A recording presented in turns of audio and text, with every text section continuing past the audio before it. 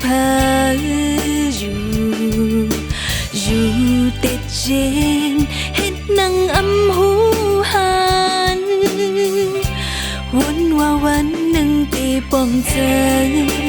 ชนหักเลอยู่เหมือนอำหูสาวางควางโลดอำลาดข้อความสังจงปองใจนางก็หมดสิบลองอันใจเป็ดเล่นโตน้องอยู่หยาบใจจิบตันหือมาก็ขัดใจลืมก็อำลายนางหูสายตินสู้มันเปิดลักนอกใจผุยปันสินตั้งเปิ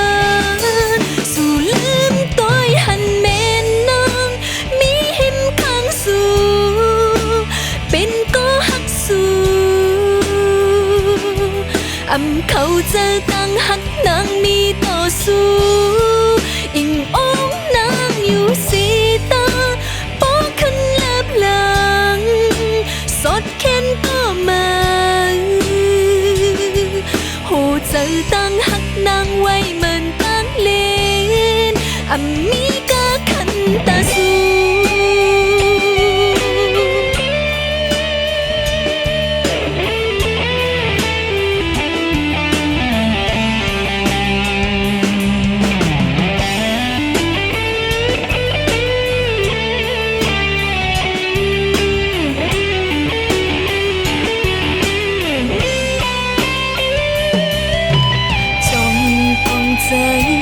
นางก็หมดสิ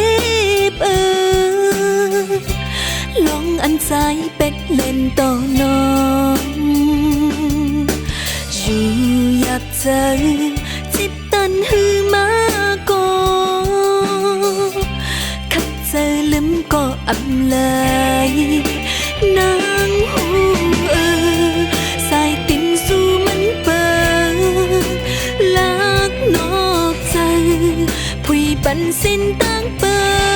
นสู่ลืมต้อยหันเน้นนางมีหิมข้างสู่เป็นก็หักสู่อำเขาเจอตั้งหักนางมีต่อสู้อิงองนางอยู่สีตาปอขึ้นเล็บหลังสดเข็นก็มาโหเจอตั้งหักนางไว้เหมือนตั้งเลนอำมีกาขันตาสู้สู่ลืมต้อยหันเน้นนางมีหิมข้างสู่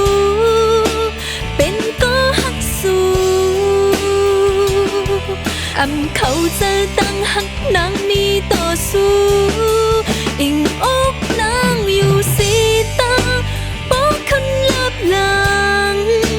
สดเข็นก็มาโหเจอตั้งหักนางไว้เหมือนตั้งเลนอำมีกาขันตาสู้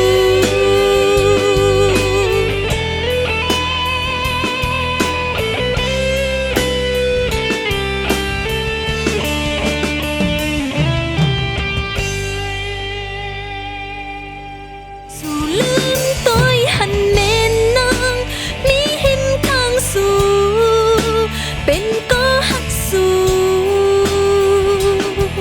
อำเขาเจอตั้งหักนางมีต่อสู้อิงอง